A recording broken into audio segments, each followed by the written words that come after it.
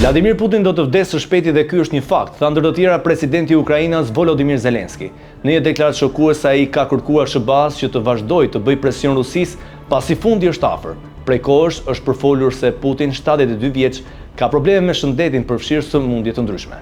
Ai do të vdesë së shpejti dhe ky është një fakt, por kur kjo të ndodh, çdo gjë do të mbarojë, tha ndër të tjera presidenti i Ukrainës. Inteligjenca ukrainase ka mbështetur pretendimet se Putin nuk është mirë, teksa Zelensky ka aluduar më parë për shëndetin e keq të presidentit rus.